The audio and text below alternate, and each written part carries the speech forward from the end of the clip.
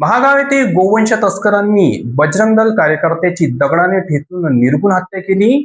गोवंश तस्करी रोखण्याचा प्रयत्न करणाऱ्या बजरंग दलाच्या एका कट्टर कार्यकर्त्याची गोवंश तस्करांनी अत्यंत अमानुष आणि निर्घुणपणे हत्या केल्याची धक्कादायक घटना सुकडी तालुका उमरखेड येथे शनिवारी मध्यरात्री घडली आहे.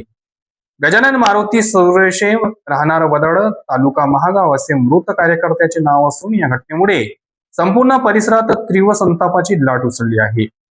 नागपूर तुळजापूर राष्ट्रीय महामार्गावरून एका बोलेरो पिकअप वाहनातून 18 ते 20 गोवंशाची कत्तलीसाठी तस्करी केली जात असल्याची गोपनीय माहिती बजरंग दलाच्या कार्यकर्त्यांना मिळाली. या माहितीच्या आधारे कार्यकर्त्यांनी बिजोरा टोला नाक्यावर सापळा रचून संशयास्पद वाहन अडविण्याचा प्रयत्न केला. मात्र तस्करांनी कार्यकर्त्यांना हुलकावणी देत वाहन वेगाने पळविले. आपल्या डोळ्यात देखत गोवंशाची तस्करी होत असल्याचे पाहून गजानन सुरुशे यांनी तातडीने आपल्या कारने तस्करांच्या वाहनाचा थरारक पाठलाग सुरू केला. पकडले जाण्याच्या भीतीने तस्करांनी आपल्या बोलेरो सुकडी गावाच्या दिशेने वळविली. गजानन सुरुशे यांचे वाहन मागोमाग सुकडी गावात शिरताच तेथे आधीच दबा धरून बसलेल्या तस्करांच्या टोळीने आणि त्यांच्या साथीदारांनी गजानन यांच्या गाडीला वेढा घातला. काही समजण्याच्या आतच तस्करांनी त्यांच्या गाडीवर मोठमोठे दगड आणि लाकडी दांडक्यांनी भीषण हल्ला चढविला.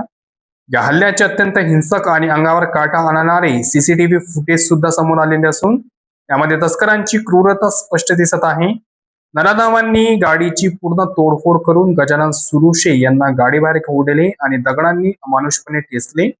रक्ताच्या धारोड्यात पडलेल्या गजानन यांना ग्रामस्थांनी तात्काळ रुग्णालयात नेण्याचा प्रयत्न केला. मात्र दुर्दैवाने वाटेतच त्यांची प्राणज्योत मावळली. या घटनेचा पोलिसांनी गुन्हा नोंद केलेला आहे व पुढील तपास पोलीस करीत आहेत.